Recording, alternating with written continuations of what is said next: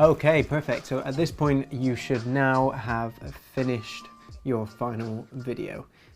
So we've gone through all the stages of this process. We started right back from the structuring, the initial sort of downloading all the footage, finding it all, organising it into our projects. Connor's gone through all the sort of animation side of things, how he plans the animations, how he sort of structures his ideas and comes up with the basic sort of fundamentals of the text types, the colors, all these things that go into it, then all the way up to making the actual video, bringing everything into the timeline, adding all of those photos, videos, layering them on top, creating those animations, bringing them all together, and you should have something that looks a bit like a final piece. So what do we need to do now? We need to get it out of the computer. Now, sounds easy, but this sometimes can be a bit of a stressful process. So I'm going to show you in this video how we export our final video. And in the next video as well, I'm going to show you a different way of doing it. So you've got a couple of options to really sort of find the easiest way for what works for you to get your final video out of the computer. Now, I know Connor's also already touched on the fact that he's already rendered out a couple of animations for us.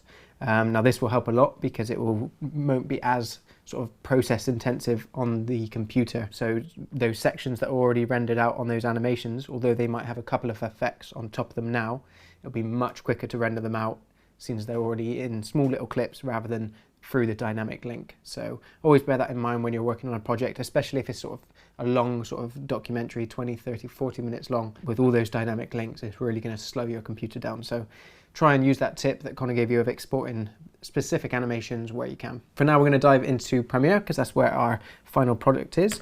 And we are going to export this video. So you should have your final sequence on the timeline all ready to go. There you go, all the sound effects added as well, all those overlays, transitions, everything's in there, and we're ready to now export. So for this, we're going to go to the export tab. There's a couple of ways of getting to that. So up here, you've got your import, edit, and export. So we can either do the export, or if you're in your timeline, if you know you're on the right sequence, you can click Control M, and that'll take you to the same place as well. So first of all, nice and easy, we start with the file name. So we're going to call this Massa Sun Short. And then I'm going to do underscore final and then underscore version 1. Now I do version 1 final because if there's a mistake or something that we need to change and go back and change, I would then just re-export and call that version 2. So on. We're going to set the location here. So we're going to save this to our folder. So we're going to go Massa Sun Short, exports already created ready for us at the beginning, and final. Save. So that's where that's going to be saving. Right, now you can create a couple of presets here, but we're going to go ahead and create our own for this one. We're going to render in H.264. That's a very, very common codec for video. Pretty standard everywhere, easily uploaded to YouTube. You have a couple of other formats here. This is where all your different formats are. So if you wanted to render, say, just the audio, you could go down and select MP3 there.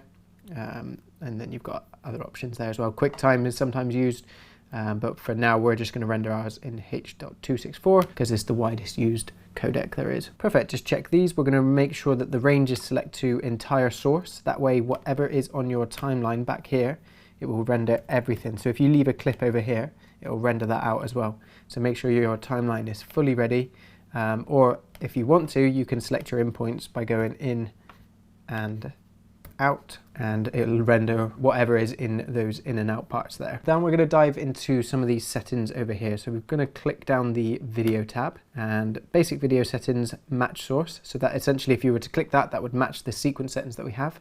But looking at these, the sequence settings are already correct. I'm going to click more, and what I'm going to go ahead and do is I'm going to render this at maximum depth. That's just going to help quality a little bit, and then use maximum render quality, tick those as well. So we've got maximum sort of quality output here. Okay, we can leave most of this stuff. What is important, if you ever want to play around with your file size, is to come down to the bitrate settings here. Bitrate encoding at the moment is a VBR 1 pass. So basically that's just going to render the video through once. Now you can change that to increase the overall sort of quality a little bit more, and you can add a VBR 2 pass. Now what that does is going to essentially go through the video once and then go through it a second time on the render. So it will double the amount of time it takes to render something. But for the best quality, I would recommend it. And then you can play around with the target bitrate, and this is what's going to change our estimated file size over here. Now if you want maximum sort of quality, then you're going to want to keep this number fairly high. Anywhere between sort of 15, 20 is pretty good. But for YouTube, I think you could probably go down to about 10. So we're going to go ahead and change that to 10. And if I click here, you can now see that the estimated file size has changed down to 71 megabytes. It's compressing the video a little bit more in terms of quality and saving on file size. Now I'd recommend about 10 for YouTube is probably fine, and then that's going to help bring your file size down a little bit as well. Now you can go even lower, probably go to about 8 without any issues. Anything lower than that, you might start to see very slowly just a little bit of changing quality of your final export. Just show you as an example, if I was to bring that all the way down to 2, say, then this would be now rendering out at 16 megabytes. So it does save a lot of space, but you're obviously compressing the file and losing quality, which if you're rendering like a draft, so if you just want to watch it, and you're sending it and you're uploading it for someone to watch and make notes, I would recommend bringing that right down because they don't need to see the overall quality, and it saves on your file storage and it'll render quicker. But for this one, we're going to have this as if it was our final one that we would be uploading, so we'll set that to 10. Perfect. And then the maximum bit rate, basically this is just setting a limiter, so even if it is a bit above 10, it will never go above 19. That's a bit of a jump, so we'll just set that to 12. But this one isn't as important. As long as it's a little bit higher than your target bit rate, then you'll be fine there. And that's everything in the video column that I want you to play around with. One other thing to note is if you do have any captions set, so any subtitles that have been made through the sort of text caption in Premiere, then you need to make sure that they are going to appear. So it's basically subtitles. So you would come down to your caption box here. You'd make sure in your edit that they are switched on. So at the moment the subtitles are on down here. So if I did want to render those out, you need to make sure you always bake them into the videos because Premiere won't bring them through. What I'd have to do is to turn those on is go down to captions where it says none and click burn captions into video. And then you can see here that my subtitles come up at the bottom if we wanted subtitles. I'm going to turn that off for now because I don't want them in this case, but for other videos that's very useful. The amount of times I forgot to bake that in, it's not worth telling you how many times I've done that, but it's always worth bearing in mind to switch that on. Okay, great. So that is all of the settings that we kind of need for this export, and what I want you to go ahead and do for that for future reference is to create a preset. So you're going to click this little dot here where it says preset, and you're going to save that preset, and I would call this VBR2 pass because that's going to let me know that it's going to render it sort of twice through. So if I ever want to do a shorter one, I would call it, say, a VBR1 pass. Put that in brackets though. That's just an extra little note for us to know that it's going to render through twice, so it'll take a little bit longer.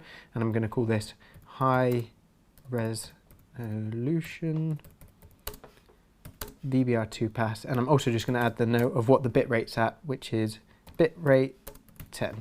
Perfect. So I can save that, and then in the future when I come into here, instead of going through and adding all those settings, I can just click that and go down to my settings here, and it will save in here, and I can just click the high resolution VBR2 pass, and it will sort that out. Also for brownie points, I would recommend also setting one with subtitles. So then if I ever want to jump between something with or without captions on a high resolution export, I can just jump between these two and that'll turn my captions on and off for me. Rather than have to remember to go through, I would just select that there. Now you could click export here. What that would do is export inside of Premiere, and that's fine, but you can't do anything else inside of Premiere whilst that's happening. So if your computer's fast enough to actually work exporting something and continue editing, I would recommend sending it to the media encoder.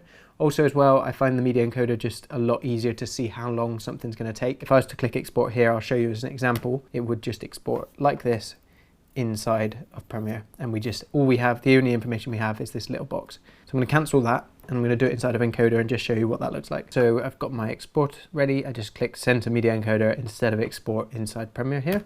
Send to media encoder. That's going to open up encoder over here, and it's already brought it straight in. Perfect. That won't start rendering automatically when you send it to encoder. It'll open it up and put it into this queue here. And what you can do is queue lots of videos at once. So if, for example, I can go back to Premiere, say I wanted one version with subtitles and one without, I can go ahead, click, we'll rename this one Masa Sun Short, and then dash subtitles.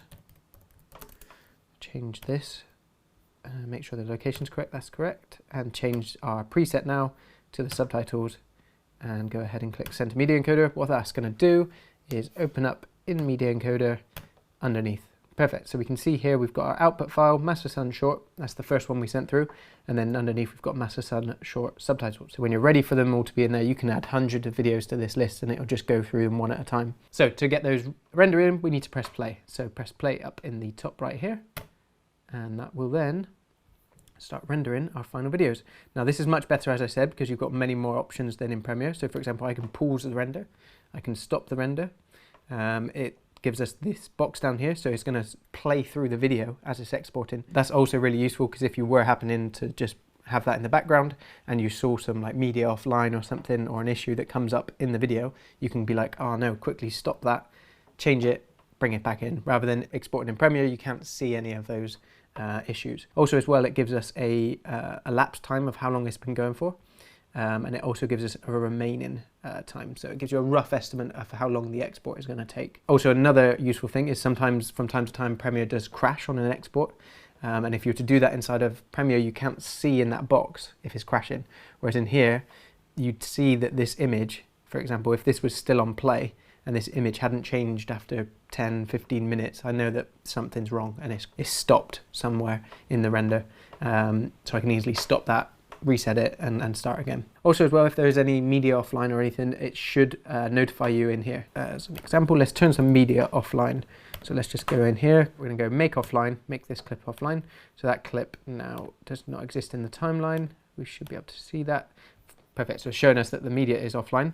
If I then go to export this, it should, there we go, give us a warning, offline material is present in this export and will be encoded using the offline media graphic. So it should tell you now, and then even if you click OK or somehow get past that step and you were to send it to encoder, it gives you another warning here.